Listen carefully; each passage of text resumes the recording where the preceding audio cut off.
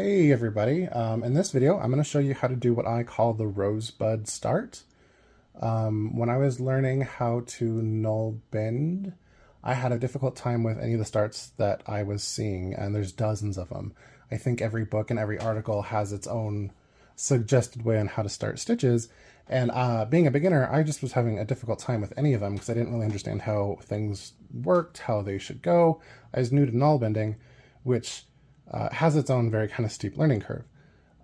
This was preventing me from making any progress because I couldn't make stitches, I couldn't go into shaping, I couldn't do anything because I kept getting stuck at the start. So at some point I decided, hey, I'm just going to find a way to throw loops on my thumb so I can at least learn how to do stitches and things like that. I know that I can cut it off if I don't, like how it looks. And at some point later on, I'll learn how to do the starts properly. Fortunately for me, the process I came up with has been the thing that I've used ever since because it's great. It's simple, it looks nice, it's very versatile, which are all good things in my book. And it works with nearly every stitch that I've come across. The version I'm going to show you here is for plain stitches, so not plated. The only alteration I've had to come up with is for plated stitches, which I'll show in another video. Just as simple, just as easy, but just a little different. So to get started, this is our thread. You're going to leave yourself a tail, whatever you need to weave in, whatever. But what I do with the tail is I kind of tuck it under that pinky so there's a little bit of tension right there. So what I'm going to continue to do is a little easier. So first thing you do is you take this, wrap it around your thumb, and you're going to come out closer to the base of your thumb with the tail. It's going to cross on the back with like an X. Okay? Next thing you're going to do is take your needle and you go under everything. You go under the cross, you go under the tail, you come under all of it. And then you just pull through. Now you've got two loops. Not too dissimilar from how a lot of starts begin.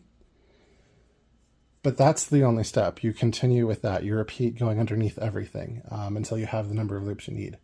How you figure out how many loops you need is based on the stitch you do. You just add up the total of thumb or front loops and back loops. So for Oslo is finished 1 + 1, so there's 2 loops. This is all I would need for Oslo. For Mammon, Corrigan, Telemark, Dalby, for example, those are all 1 + 2. So I would need 3 loops because you add those together. So I would come in here again, under everything, pull it through, and now I'm good to go for all of those stitches. And this continues all the way up. I've tried it on nearly every stitch that I could think of.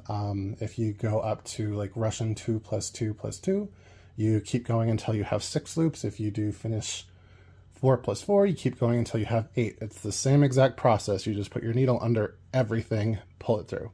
I'm going to do Mammon stitch for the example so I can kind of show you what this looks like. So I'm going to stop here at 3.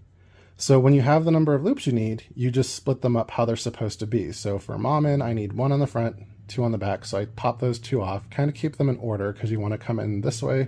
This is front to back. This is back to front. What your stitch requires is what's going to dictate that. But Mammon, just going to pick it up like that, come back through because it's a finished stitch, kind of straightforward. And I'm going to make a couple stitches so I can show you what it looks like. This stitch is super great because it leaves a nice tidy little rosebud as opposed to a rosette, which is why I call it that. It leaves this little sort of donut where the loops at the beginning sort of wrap around your first stitch. It looks kind of nice on its own if it needs to stay. It also looks really good if you do like an oval start or a turning start. We have to come back around because you can pick up the loops just around that curve. I'll show you what I mean in just 1 second. Let me get a couple more stitches in here.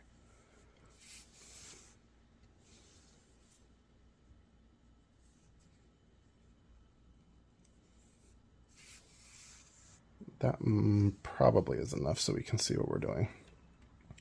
So it looks a little messy off the bat. That is fine. That is what that's supposed to look like. I'm going to give these a little stretch so they kind of set. And then this tail, because of how it's set up, is a thing that you can just kind of gently pull and it tightens everything up. It tightened up that first loop. If you need to and it's not quite as nice as you'd like or you'd like to reduce it, these all go in order. You can pull them out one by one. But this is the kind of nifty thing about it is, as you can see, there's stitches, connection loop so you can put stitches into it that go all the way around. So like if you were doing oval start, you would start here, turn, and then come down this side, and then you already have loops here that you can pick up in order and go around. It also doesn't look too shabby as a tab at the end or like the start of a mitten. It's really just my favorite start. It does take, get your full row in and have all the stitches being kind of stretched out in all directions. Naalbinding always looks best about your third row in, but this is excellent, and this is what I use, and it's what I recommend. I use it in a lot of techniques, not only just starting. I use it for my Rosebud selvage, which there's a video about on my YouTube channel.